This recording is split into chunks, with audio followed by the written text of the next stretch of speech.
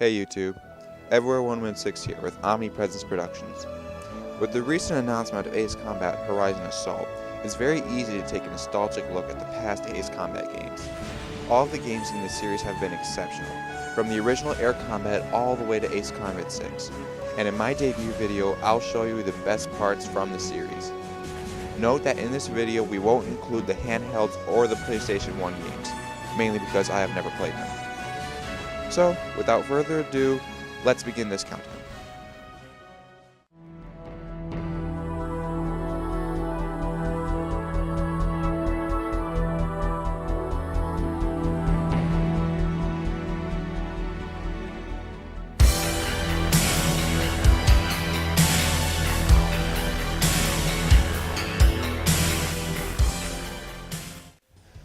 Starting off this countdown into one of the most iconic arch sites in the Ace Combat series, the Trench Mission. Specifically, this spot goes to Weapons of Mass Destruction from Ace Combat 6. Starting confined in a small valley, you must make your way up the map, dodging bridges and planes, which is extremely fun if you're going fast enough. And then you have to annihilate groups of enemies before they let the base know your location, and you have a very short time to do it. The real fun begins after you destroy the weapons catalyst though. In another mission, the objective would have been completed already, but in Weapons Mass Destruction it is taken one step further. You have to try to return to your base, but are surrounded by enemy planes, and your AWACS tells you that, no, you can't escape, you have to shoot down all of them. The music turns from heroic to terror-inducing as you square off against dozens of enemy planes. If your adrenaline wasn't already pumping from the valley, it is now. It seems hopeless now, and you're just about to give up on life when an allied squadron shoots down an enemy plane in front of you. The song Fires of Liberation plays in the background. All of your allied squadrons come to assist you. Your allied attack bar is completely filled, and you get to participate in one of the largest air battles in Ace Combat history since Kimona. When the last plane is down, you get to return triumphantly. This is one of the most beautifully scripted missions I've ever played, and it definitely deserves its spot on this list.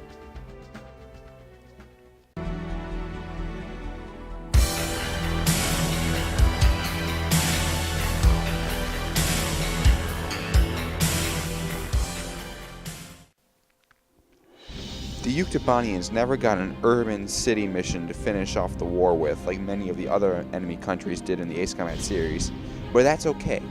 They got this instead.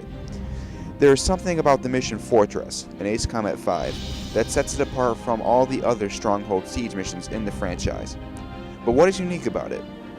Is it the tense music? Is it Kuruk Fortress's lumbering size and danger? Is it the difficult Yuktobanian aces that you have to fight in this mission? The answer to all of these is yes, but there is a much more important distinction. This isn't just a mission that you are supporting. It's a mission that you are commanding. Granted, your command is limited to telling the ground forces when to enter and exit the fortress, but this can be crucial. Knowing exactly when to let your forces attack can mean the difference between victory and letting your forces get destroyed by defensive fire. And considering that this is the only mission where friendly units can be destroyed and success is entirely dependent on the survival of these units, this is huge. Adding this to the fact that your squad is still lamenting the death of a wingman, your squadron is about to be betrayed, and you can witness the height of Osean and Yuktobanian nationalism, this makes for one good mission.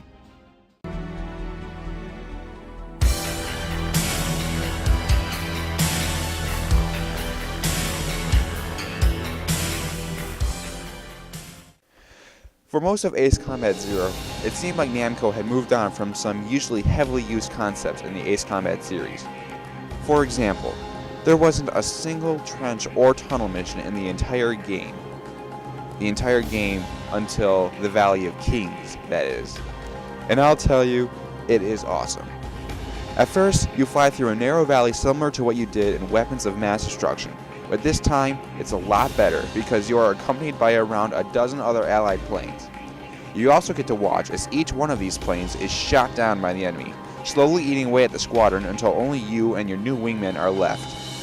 And when you finally get to the end of the valley, the awesomeness is turned out to be equal to, but not greater than, 9,000. You are confronted with destroying the Avalon V2 launch facility in the inside of a freaking dam, which you must fly inside and destroy the 3 control modules.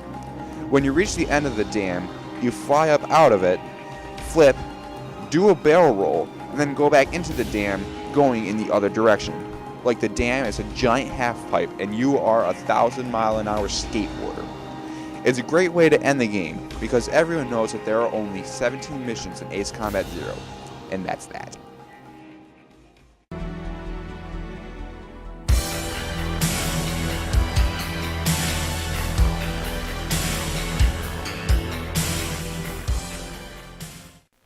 A lot of people I've seen consider Ace Combat 6 to be a low point in the series, citing multiple confusing storylines and a general feel that the game is trying to unsuccessfully copy Ace Combat 4. And I can see their points. I think, however, that what the game lacked in these areas, it more than made up for in pure scale. Nowhere can this be seen better than in Liberation of Grace Maria. This is a mission that harkens back to Farbanti or Dia Payson, but is executed much more effectively. The battle is huge, engulfing the entire sprawling city of Grace Maria in conflict. This is one of the few missions in the entire series where a land, air, and sea battle are occurring at the same time. The mission is also a who's who of allied units. You have Marigold, Steel Gunners, Dragon Busters, Windover, Avalanche, and all the other allied units helping you in this mission.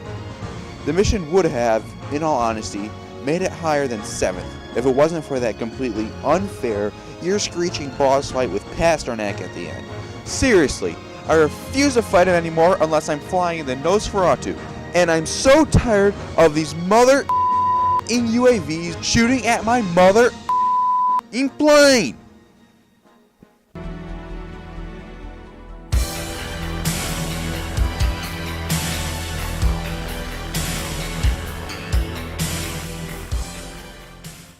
Sometimes, the beauty of a mission isn't found in the gameplay of the mission itself. A lot of times, a mission can be even more memorable because of the backstory and the atmosphere that surrounds it.